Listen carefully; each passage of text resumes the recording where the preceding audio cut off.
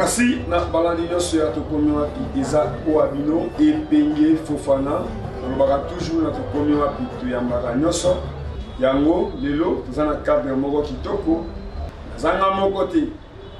Ça fait longtemps on dit que le apôtre Emmanuel ozwa kayi lisusu te to mona kayi ka na église dimanche ozwi kaka alobité le côté lelo esengela ki tozwa apôtre Emmanuel espace eza penda ya ye pe à travers ye motani biso place oyo ngai na bwaki kaka tswaka nde ataka londeke toyo kapenda apôtre Emmanuel amemi biso wapi apôtre Emmanuel mote mbote mingi ndeko Fofana epenge na sepeli susu ya mingi ndenge tokutani susu na mokolo lelo naza tellement na esongo makasi nde nalobaka ntango nyonso ozwaka ngai na émission nasepelaka mingi parce que opozanga baquestion oyo etalanga à l'aise baquestion ezotindika ngai na expliquer oyo ezali des choses importantes oyo koki koapporter un plus na kati ya vie ya bato oyo balandaka biso mpe nasepelaka mingi parce que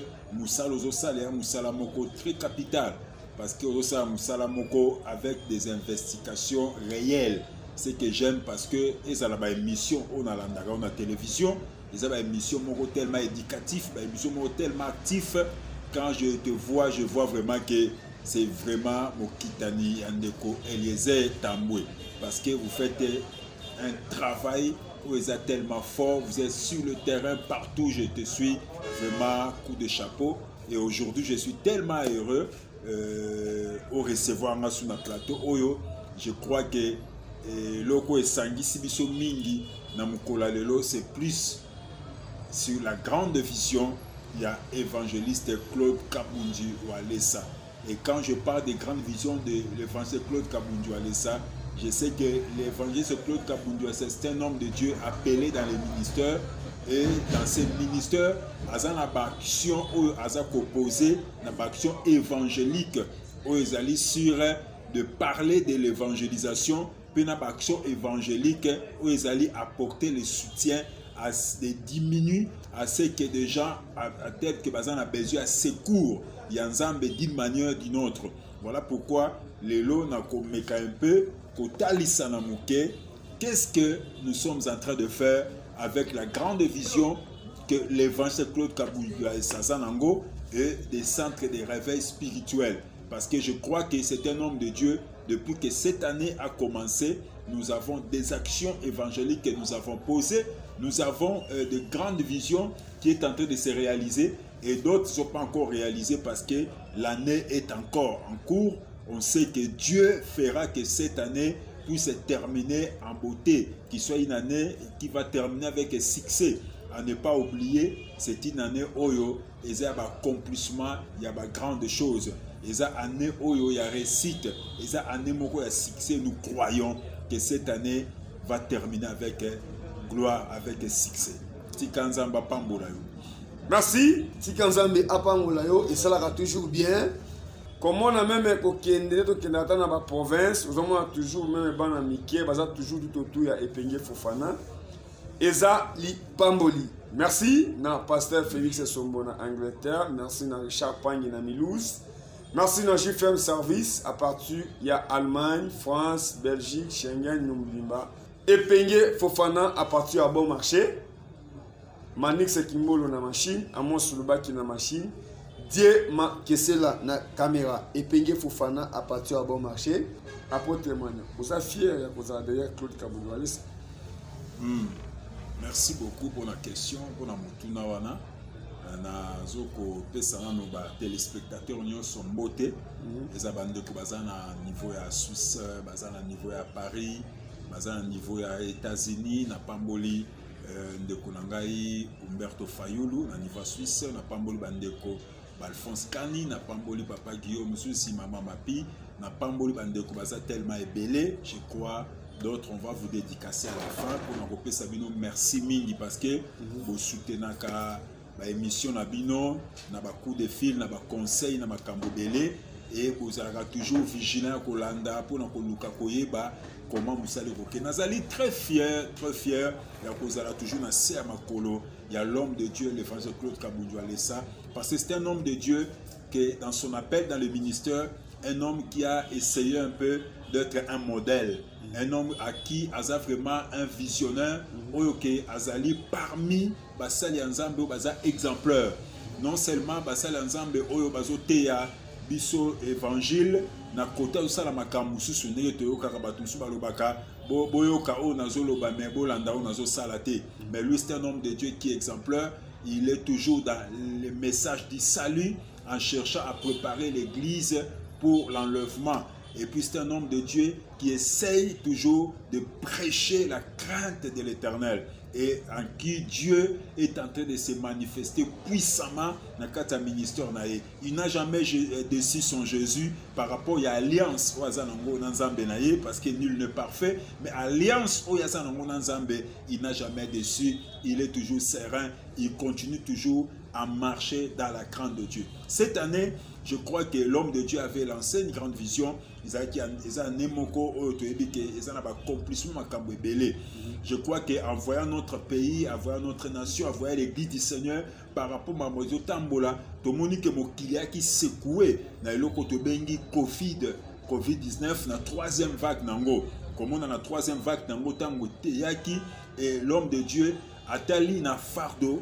Où il y a un peuple, il y a un monde entier, et il y a le peuple congolais, à Monique déséquilibre côté qui le sous. Cet homme de Dieu est allé, il avait cherché Dieu, dans le temps où il est qui n'a sibili les aliwana, dans le moment où il est qui, tant que Covid et souffla qui n'a première, deuxième vague, tout le monde qui embarrassé, nous avons vu combien le monde était dans le chaos. Lui, il avait cherché Dieu, Dieu lui avait donné un message. Alors, Dieu a un procès avec les habitants de la terre. Dieu a un procès comme on a que batunali banda bamindele bidele bakomaki kosala makambo moko horrible bakomina ba constitution ba mboka na bango kokotsa biloko lokola ba homosexualité na ba constitution ba mboka na bango bakomi ko accepter mariage entre femme homme bakomi ko accepter des choses horribles. Le monde commençait à entrer dans les chaos. Dieu s'est fâché. Tout le monde même qui va payer africain mususu et comment il compte dans l'alliance dans la réalité spirituelle yamabe et ça accomplissement yamakambo et comment même dans la Bible et surtout dans la lignée prophétique selon compréhension ba écriture ndenge komami tout le monde qui est en temps moko to bengi ngota ya grâce ozo mema biso na ko préparer l'église pour l'enlèvement autre compte na kati ya temps tribulation après l'enlèvement de l'église. Ça dit ba makambo esengele salama na temps tribulation babiloko ka ba kasha ba marque 666 et au salama sur l'église enlevé. Si ko tant ba makambo so komi ko salama toujours comprendre que Nzambe azoko annoncer biso déjà ba signe ozako lakisa ke l'église doit se préparer na kati makambo nyonso wana. Quand l'homme de Dieu est allé chercher la face de Dieu, Nzamba Ebisie, j'ai un procès avec les habitants de la terre. J'ai un procès avec ce monde. Ce monde n'aime pas bazolinga ko fungula mutema na bangote. Bato bazolinga ko yoka mungongo na ngai te. Allez dire à ces gens, ba retourner pa inangai. Allez dire à ces gens, ba s'agenouiller. To monaki bato ba fukama ki baluka ki lomina Nzambe. Et to monita en troisième vague yé na mbula oyo et Yesiko na face Afrique. Mais quand l'homme de Dieu il a vu toutes ces choses, il est allé chercher la face de Dieu. À Ebissimson na kati église, à l'obit tozo kota 3 jours il y a prière. Tozo église ressemble la lisusuté. Semaine auto akana mabonde tozo fukama. Tozo fukama yo sambeli 1 heure du temps et puis ngai moko na kozala na mokili mobimba en direct que je vais prier pendant 1 heure du temps pour leur dire ce que Dieu m'a dit. Et Nzamba toujours que je dis leur, c'est le problème que j'ai un procès avec les habitants de la terre. Mais la solution viendra que par de genoux. Corona et qu'on a dépouillé. J'ai pris le temps de partager avec l'homme de Dieu. Il m'a dit que Mania, Corona est malade de la malaria. Corona est malade de la typhoïde. Dès qu'on se protège, na ba moustiquaire, to se protège pour la malaria et bomate pour ce malaria se protéger to kokufa donc ba tuba banga eloko moko te o so batie mutu vaccin eza caché 6 non caché 666 et kozala na ta tribulation quand l'église sera enlevée na niki ba tuba comprendre eloko wana to banga te vaccin pas toi ta grâce Toi, on attend, la puissance de Dieu est encore sur la terre. L'église n'est pas encore enlevée. C'est-à-dire que quand l'église sera enlevée, là où la puissance n'aura plus son impact. Tant que l'église est là, la puissance de Dieu est là. Qu'on n'aille pas perdre toutes ces choses. Et ça la vaccin ou pas, que Corona a déjà dépouillé par la prière de nos genoux. L'homme de Dieu, il avait invoqué la face de Dieu. Il a prié pour dire au ce monde que le Corona n'a plus sa force. Gloire à Dieu.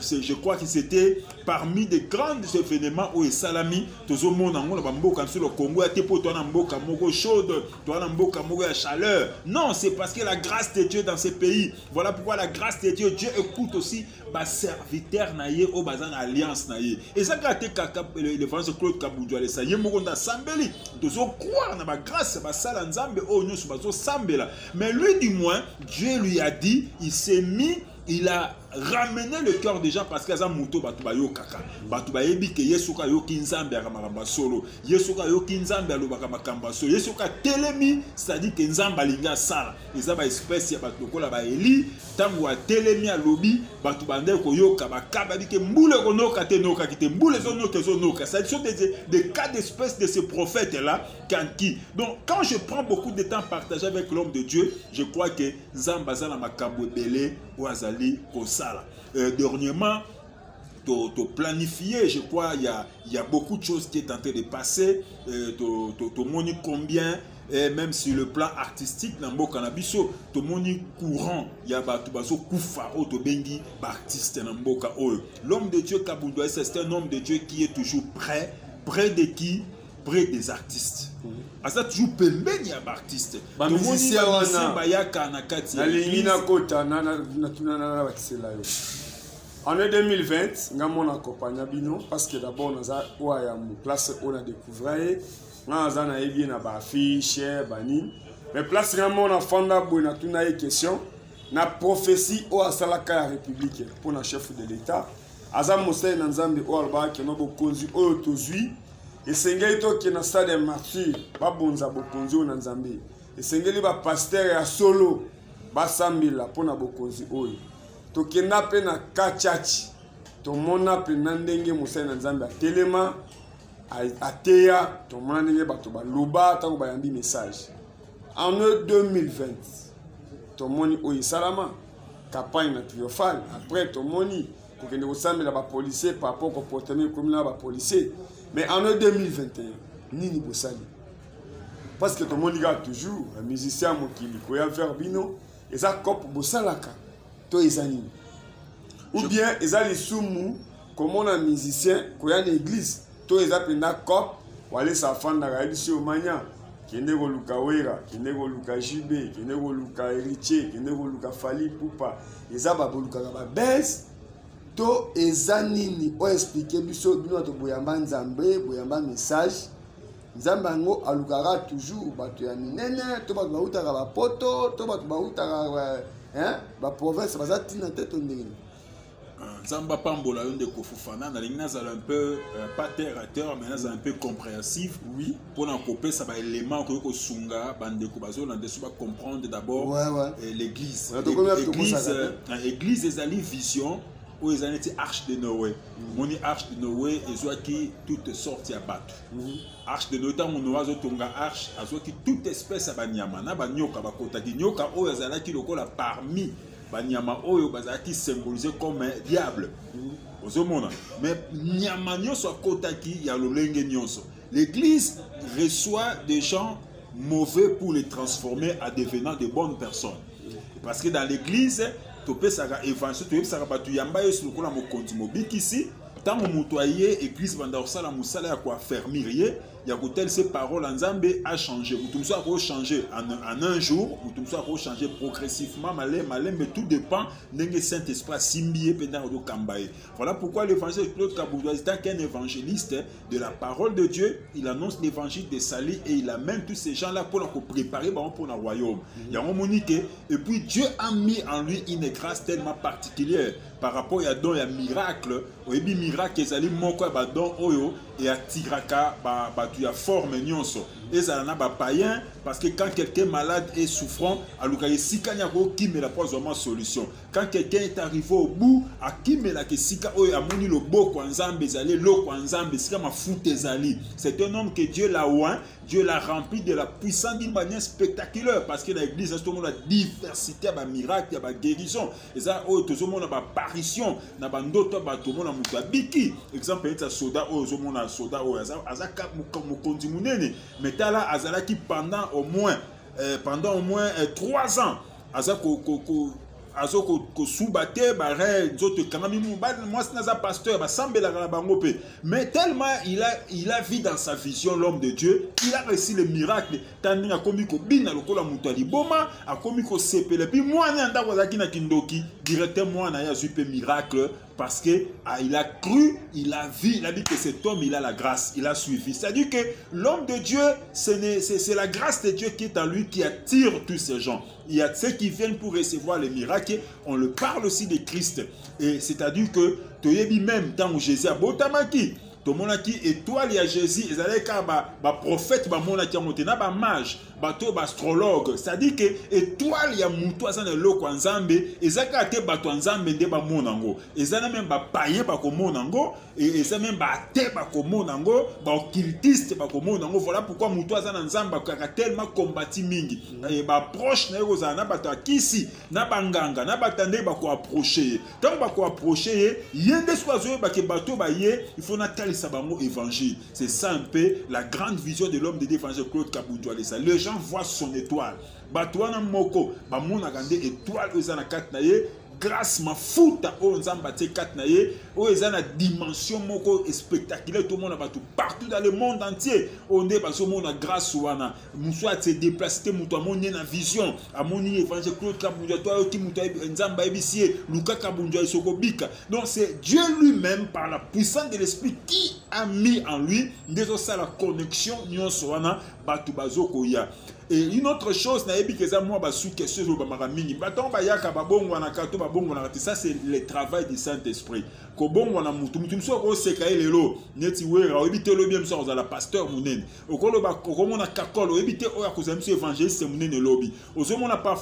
Rio, un grand prophète. Donc c'est-à-dire que tout le monde a présenté, mais tout à la moussala, déjà, Nzamba Sali Katina Bango, ne ba approcher Moussa Nzambe, azote ya bango, azolakisemo makambo Nzambe, muke mukolezali Nzambe pe akosale la bango na ndenge nyonso. Baza susu bana ya Nzambe kate, baza des enfants, baza bana Nzambe, o bayambi Yesu, bayebi Yesu.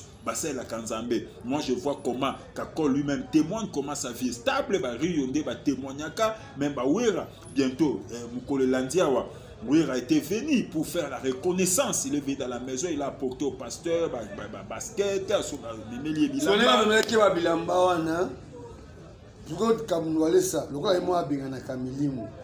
c'est là bilamba na akoyi ko boa kango to akoyi ko zwa eza question o Richard Banga bina tuna Béguise de l'éveil, c'est béni dans le cannabis. Béguise de qui va barre les belés.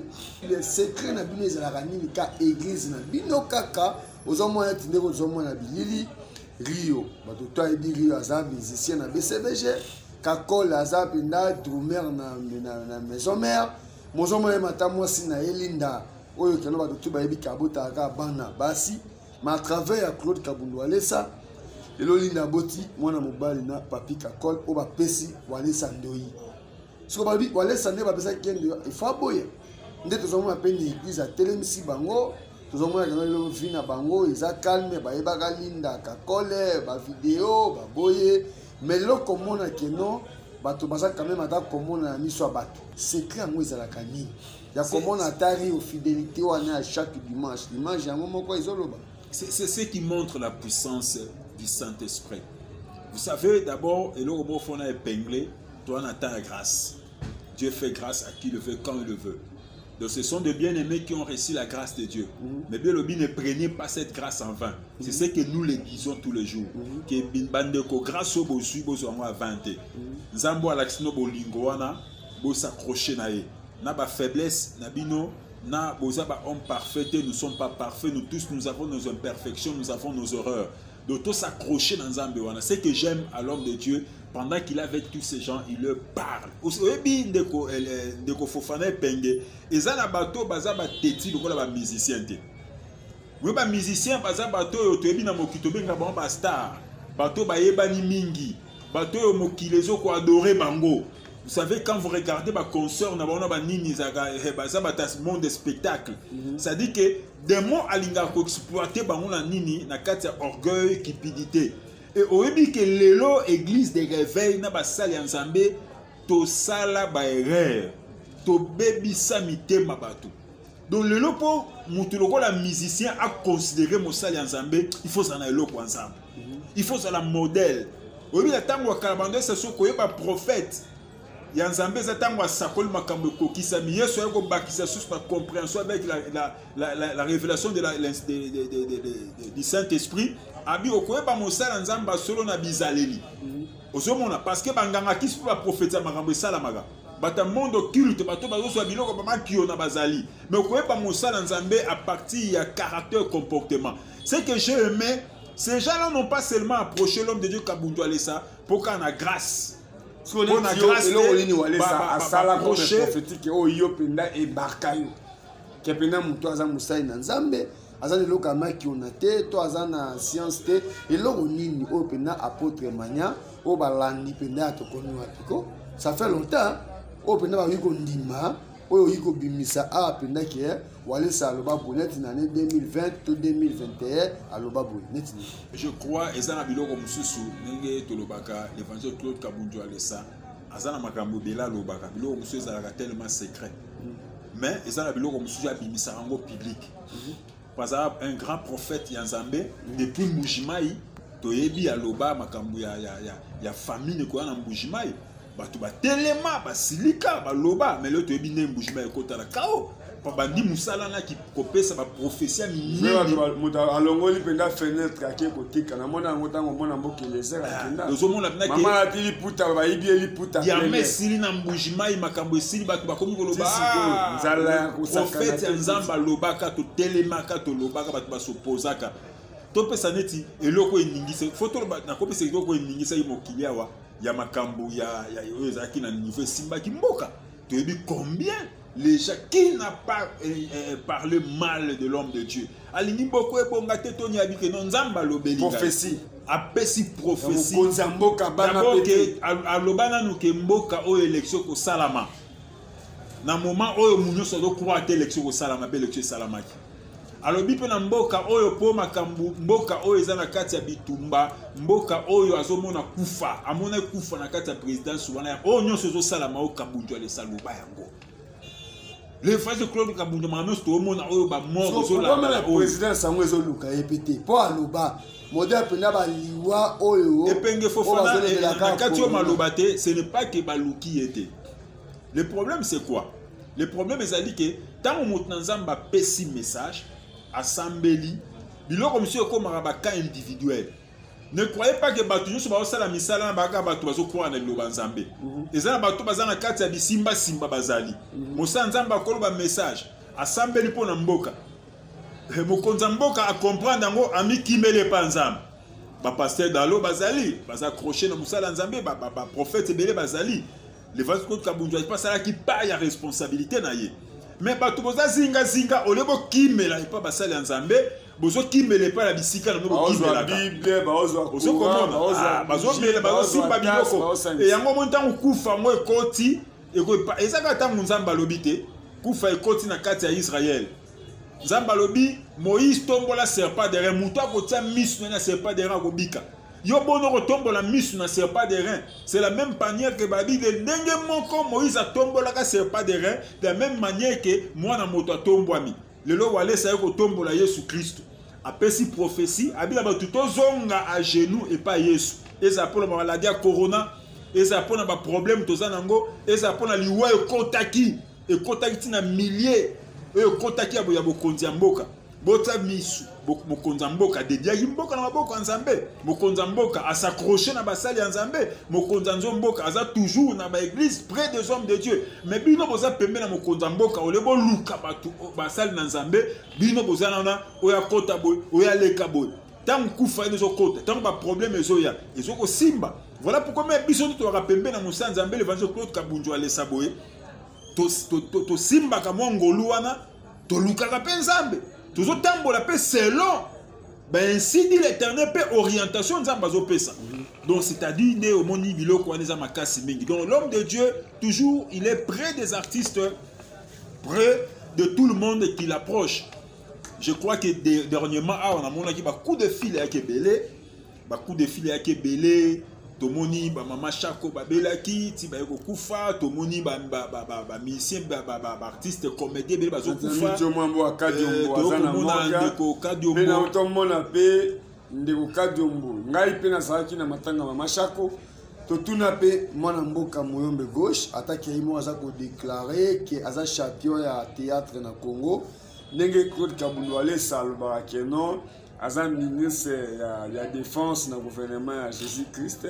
Mais na moni ba image zo tambo na ba réseaux sociaux parce que la technologie évolue wa comprendre ki Claude Kabundu ale ça parce que na mona ki batuna ki champion ya théâtre yenani ndenge image zo la sabiso tuzaki liboso ya Moyombe gauche où il y a reconnaître ka bolamu ya Claude Kabundu ali ça que non ça fait longtemps où aida mais pour le moment tout une question ya mambo ya mwana mboka Mario mais na moni na image izayo to te na moni deva moi si ya mwana mboka Mario na mwana passer Claude Kabundu ali c'est na mutuka moko ya rouge le roi aza pembeni na yo bato ya to komi wa balingi penda batala ya solo to lokuta. D'abord, on a adressé paix à son âme à maman Chako de la part il y a pasteur Kabunjo Alessa, paix à son âme à Kadiombo de la part du pasteur Alessa et de toute l'église centre de réveil spirituel. Nous adressons nos condoléances et nous disons aux artistes que nous avons toujours et le Romoro na ko lingana biso papa Fofana au pasteur Alessa salaka na C il est belé automonaka. Parce que je sais beaucoup. Mais image non, beaucoup autosa na ndenge ya se ya ko sunga batu ya ko assister batu baptiste musuba beli to soutenir to sunga et to mona ki ndeko na biso asa musala ya nzambe ndeko Guy Mario ndeko Guy Mario oui il fréquente notre église pendant au moins des années a comme ko fréquenter na église na biso asa pasteur abanda musala nzambe depuis des années comme car en ndenge zalarake on dimi grâce ya musala nzambe l'évangile Claude Kabundu Alessa tu l'approches au mindimi que non na banda pe ko kendaka ko prier pas naie mais il n'est pas vraiment un pasteur comme on dit pasteur yake pasteur moko institué administrement dans quatre églises non il est un pasteur qui fréquente l'église qui est comme devenu aussi fidèle à l'église par raconter grâce à ceux qui bénéficient de la grâce et mosala nzambe pa yambaye comme ayamba batu nyonso na kati ya loto monaye et tant munde konabiso à Belaki je crois à Kotaki hôpital, c'est des gens ne savent pas Kotaki comment et le qui m'a cassé à Kotaki hôpital qui n'a comment moi c'est un benga kibiso doté en akati na pasteur Alessa avait fait quelque chose qui nous avait touché d'abord premièrement son déplacement à ça déplacement et moi comme un hôpital balobi que et ça en heure moko o traverse et ça la circulation makiliza au katana donc ndenge azawana azasumuta ko bikate donc 3 mois ko kufana déjà ça ne sert plus à rien ya binganza musala nzambe na yeko sambela il a prié c'était à l'hôpital ya nini ya mama Olive si je ne me trompe pas à sambeli à bondeli sili assemblée à l'opération spirituelle parce que voilà ça sambela pour la guimard baba qui est très à 3 mois au bic assusté parce que circulation makili assusté baner wane katani a prier mutanzambe azongi tant azongi afungoli misu elekela na ba médecin babi non muto ala ida mourant ko bic assusté parce que ko ba intervention mondiale au moment mondial azara ba malade muso ya biso non muto bon on a préparé dans 6 mois au kufa dans une année dans 10 jours, dans une semaine, il est passé par Pessa Gimikolo. Tant pasteur a Sambeli Gimari a Zongi, Gimari a Lobi, na aïsi moi c'est naza komona pasteur wale sazo bimisanga e sikamoko. Azo bimisanga e sikamoko. Dans azo bimisanga yo wana ba moko na sisote. nzoki yaki dia kobika na ye yango tango esali bongo ba docteur balobi que non na kana ye akoki kozonga na ndako bako banda ko soigner muke na ndenge pe ba ko bimise na hôpital puis eloko yaki munene yango wana mosala nzambe tango apusa na pembeni ya mutu eloko liboso asalaka d'abord chercher comment prier pour la personne, apporter les dons que Dieu lui a mis, c'était les dons de guérison, miracle. Et il a apporté un changement dans la carte de Guy Mario. Quand on dit Mario, avec Ozonganandaku. Tant comme Nandaku, on est, je crois que 2, 3, 4 jours, parce que pas qui en voyage, et de comment dans les réseaux sociaux, mais malgré cela, le pasteur étant qu'un homme de Dieu, un homme, un bon papa, il est toujours un homme près de ses enfants.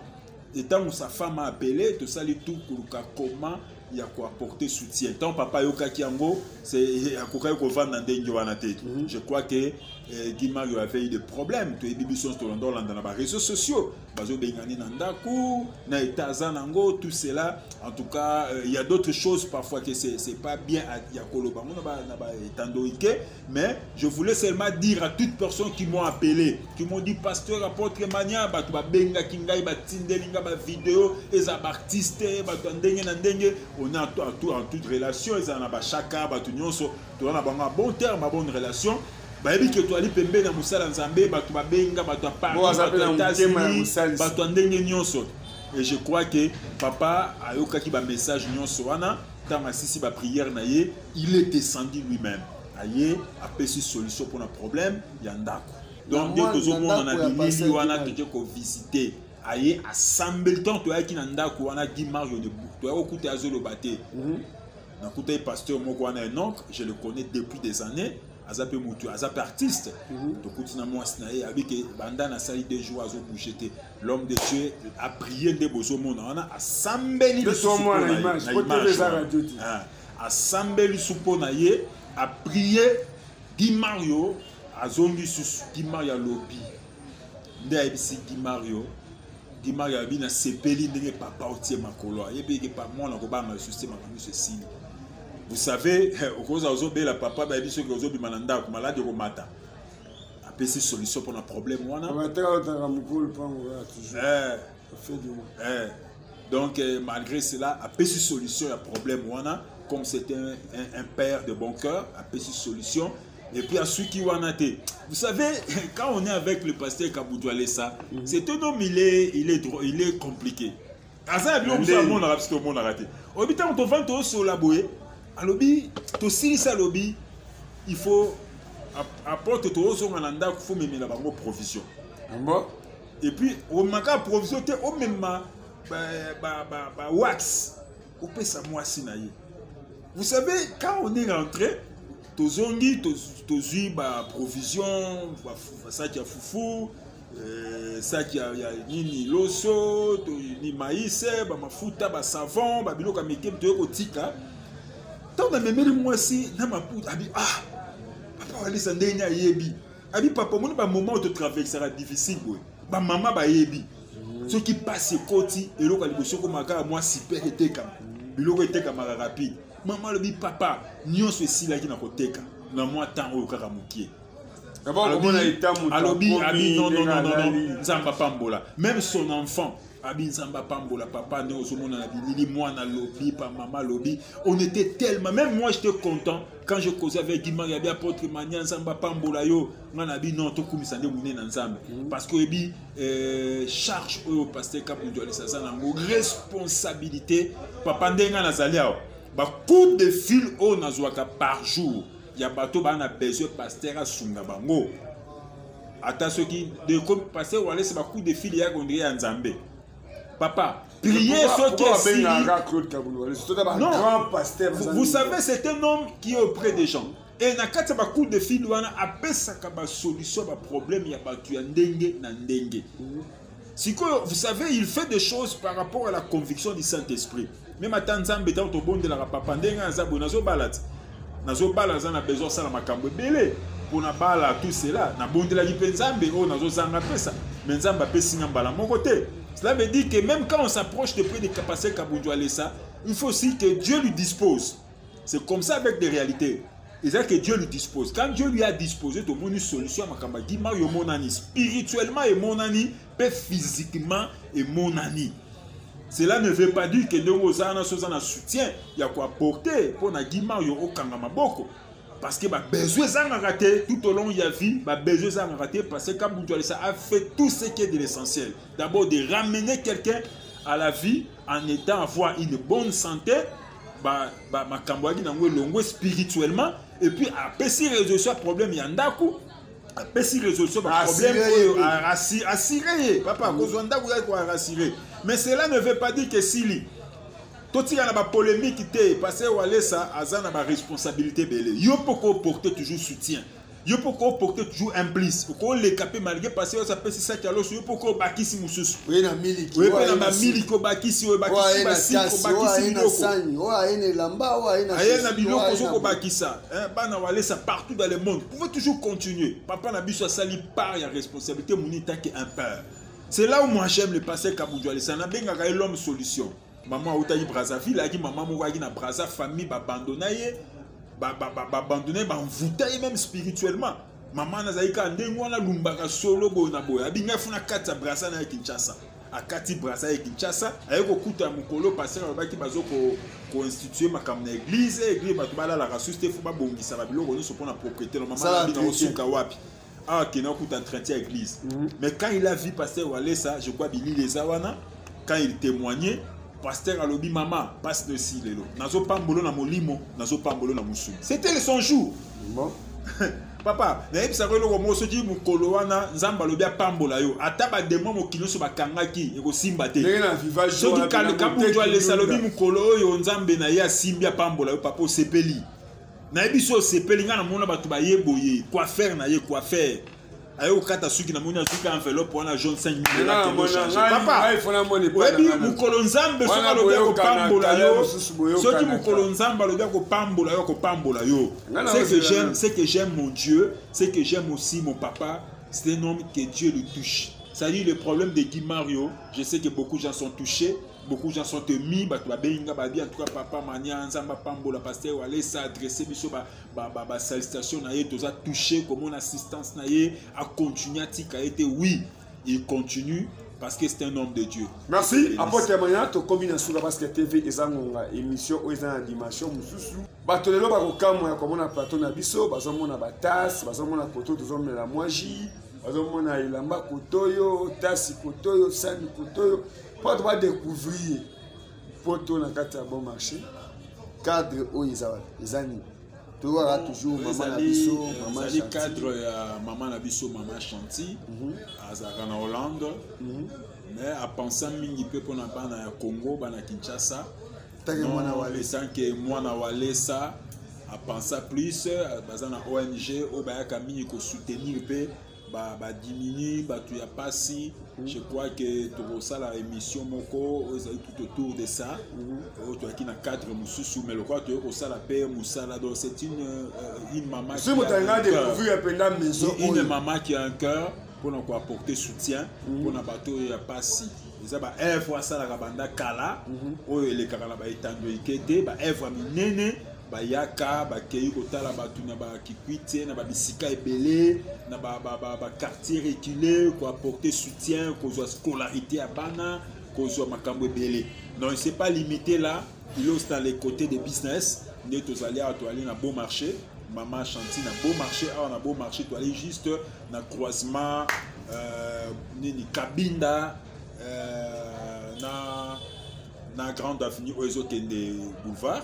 Donc on a quatre na flambeau Kabinda flambeau ah juste côté Phoenix na re au basé la taxi donc côté bimi au sepeli donc pas maman chantier a wayaka ozwa tasa kitoko biloko nyonso ça la publicité toujours parce que maman de bon cœur ou vraiment ayaka na biloko la prie bien que la tipoto au sepeli ba papa na ngai ba maman nene ngo ya tuzaki na ye bana ya Norvège boya nzamba za na bino awa nazopesa ba papa na ngai na lingaka mingi papa Guillaume mususi na mama mapi mulumba donc nzamba pambo la bino bato moko na tikala ko rencontrer bato ya motema malamu bongo la vie na ngate donc nzamba pambola bino mingi donc bozala motema boya ko s'investir na mboka na bino bana walesa partout dans le monde entier ba diaspora bozala Brazzaville bozala wapi donc boya ko s'investir na kati ya mboka na bino na yebi ke awa Congo c'est la bino Congo c'est la bino boya ko s'investir comme moko na bino ya ba diaspora. Merci. Ezala rande boye soko yambi mutu to tiki ependa alobi po bino moko boye ba ko juger epenge Fofana o tout salaka déjà bato bayebi côté to outi mais esika toza ko kende nzambe nde ayebi pasteur Félix Sombo na Angleterre Richard Pangi na Milus moto o asombeli epenge Fofana voiture mais jusque là nazo bunda mai eza konyonga ngai mais nayebi keno bana Claude Kabundwali Sabaza ebele bato balingi ba encourager nga. Je pense que nos façons à encourager, ils ont encouragé Moussa Nanga. Où a conduit ma côté de la voiture Nanga et ça l'a bien. Apôtre maintenant, vous avez un mot de la fin? Un mot de la fin, c'est que Bande Konyoso, Basolanda Biso, vous avez besoin de contacter l'évangile Claude Kabundwali ça de loin. Nos numéros de téléphone sont là. Et puis na Kinshasa awa adresse na biso na Kinshasa na kati ya commune ya Barumbu na quartier Beau Marché na avenue Bokango numéro 205 référence na biso ya croisement Flambeau na Kabamba première avenue wana non le polo ya supermarché Regal na église catholique ou eza pembeni wana donc eza sika kobunga te komika na Beau Marché na une église ya évangile Kabundwali ça chaque mercredi et chaque mercredi na Tongo 7h30 à 10h30 et puis vendredi miracle de 15h30 à 18h30 et puis dimanche toi on a des kilts premier kilt de 7h à 10h30 c'est-à-dire 11h aussi ici de 11h30 à 15h30 deuxième kilt aussi ici. Voilà pourquoi numéro nanga téléphone les awana plus 243 84 40 84 40 39 142 donc numéro de téléphone 0 84 40 39 142 soko bengi to ba comment to orienter yo nazo ko pambola papa Armand Mutombo nazo pambola papa Kato nazo pambola Eric Katanga nazo pambola bino sonzamba pambola papa Guillaume Zuzi nazo pambola bino mama Mapi nazo pambola bande konyonso o bazali na côté ya mikili ya poto nzamba pambola bino mingi. C'est votre mission de soutenir l'émission Oyo to apporter soutien à l'émission Oyo ndeko Fofana za mutema moko ya kofungwama pona kolinga kota à chaque fois que azana fardeau ya kolinga koyeba kotalisa pe ko découvrir dans le monde entier qu'est-ce qui se passe dans l'église d'évangile Claude Kabundwali ça. Et c'est vraiment je aime toujours parce que il nous approche azana chaque culte na biso azawana azoso ba image azoso ba extrait azo lexango na chaîne to komi wapi na Kinshasa pe partout et lelo azubiso na plateau poto yeba qu'est-ce qui se passe. Je crois que to yebi biso nyos to comprendre la vision que l'homme de Dieu il a pour cette année ezali ko ramener toujours bitema bato auprès du Père. Si le plan de lignée prophétique toi n'atteint à grâce où l'église est en train de préparer pour l'enlèvement. Tout ce qu'on peut vous parler, oh bah m'a caché 666, oh Satan commis dans nous parce que quand l'église est encore là, Satan n'est pas là. Satan viendra après l'enlèvement de l'église quand il y aura le temps de tribulation, de grandes tribulations. Et plutôt beau sanaté, l'église viendra qu'au temps des millénaires pour régner 1000 avec Christ Silateur. Donc sur le plan prophétique, il y a des choses que beaucoup ne maîtrisent pas et d'autres pasteurs vont terrain. Retournons nos cœurs vers Christ, ayons la foi, comme le évangile de Claude Kabundwali nous prêche, attachons-nous en Christ, le Dieu de Kabundwali. Laisse que l'Éternel vous bénisse partout où vous êtes, que le Dieu dévoilé ça soit avec vous. Soyez bénis, soyez bénis. Merci. Na caméra, toza kina mon amboka Dieu ma kesela. Amon sulba kina machine, manix kimbolo na machine. Ya ngone esalaka fierté ya e penge Fofana ya magazine communal. Na pesi merci na honorable Eliezer moto azwali kanisi ya ko bimisa penda mutoki kosala tokomi wapi nde awa na lobby soki oye awa atuka okozala penda desute parce que ça na équipe oyo bazoyamba penda bakilia bango nde bazosala fierté ya maison mama azala te yaka okozala desi te. Merci na mama Angèle oyo aza ko accompagner musali na Nzambe toujours Nzambe apambola yo mama Angèle oza toujours pembeni ya musali na Nzambe.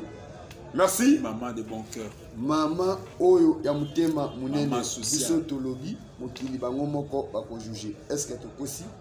Merci.